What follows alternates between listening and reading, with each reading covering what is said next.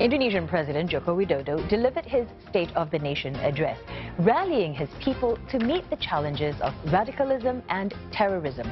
He also called for significant reforms in the country's laws and regulations to benefit the people and businesses. And President Widodo also announced a record budget for 2020 to steady the economy amid global headwinds. And for more analysis, we're joined in studio by Mr. Made Supriatma, visiting fellow at the ISEAS-Yusof Ishak Institute. Yeah, so thanks for coming in. Firstly, Mr. Widodo seems determined to counter what he called radicalism, intolerance and terrorism. Indonesia is quite active in doing that already. Do you see any challenges that he'll face in achieving this? Yeah, I think it's a huge challenges because, you know, radicalism, especially, not terrorism, but radicalism is a sociological problem rather than a political problem. So he has to deal with that. It is really, really hard to take it out because if you have a sociological problem, for example, his Minister of Defense a few months ago announced that 3% of the armed forces are already infected by radicalism. So 3% is a huge number if you have around 400,000 forces in there. So I think it's a more sociological problem. I think he tried to tackle it a couple of weeks ago by making one body in one coordination of intelligence and one body, a super body to deal with the terrorism and radicalism, but I don't think it's enough because this is a huge problem, not for Jokowi, but also for Indonesia in general. Well, Mr. Widodo also said that in his second term, he would focus on cutting red tape and attracting more FDI, so foreign direct investment. How did he actually fare in his first term then?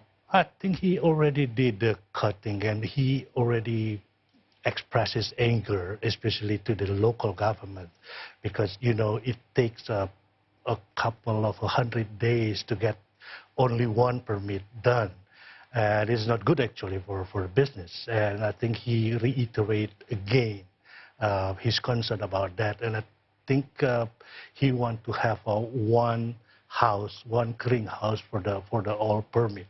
That's what he demanded from the local government, and I think he will come with a new law in that.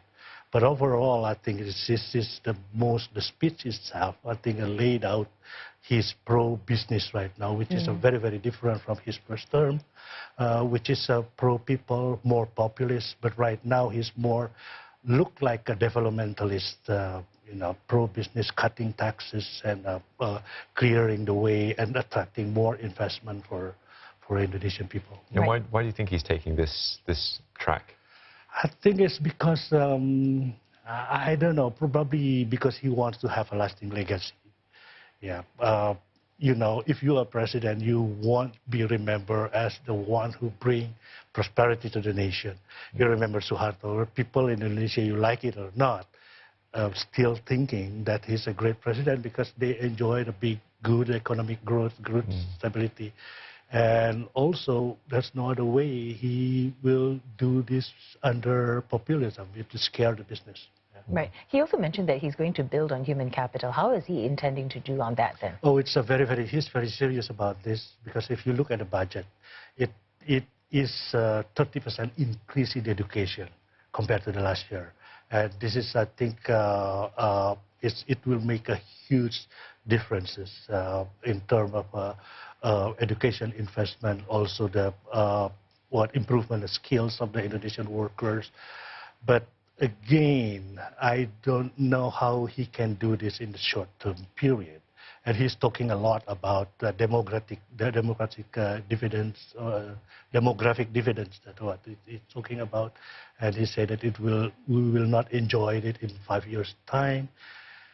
But again, the question is that, as usual, this is Indonesia. How can you do that? And if you pour the money, a lot of money, and there will be corruption everywhere, and how can he control? The problem is not whether we have money or not, but whether we can spend it and control it wisely. So that's a problem in Indonesia, always. And that brings me to my next question about moving the capital then from Jakarta to Kalimantan. That's not a small operation. There's a lot of factors to take into account, both from the Jakarta side and also the Kalimantan side. Do you see this as being something that will be quite challenging for him to get done in a second term? I think he's very, very determined about this, especially because, you know, it's again about the legacy. A new capital, and he will be remembered as the one who bring out the capital from outside Jakarta. But again, this is not as easily as he thought, because he has to deal with so many interests. There's a palm oil in there. There's I think people in Jakarta are already rushing to the region that they predict will be the new capital. They want to buy land. They want to invest. They want to speculate. That's the most important thing.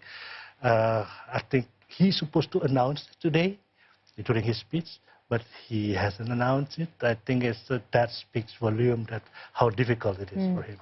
Yep. Yeah, interesting times ahead. Thank you so much for helping us understand them.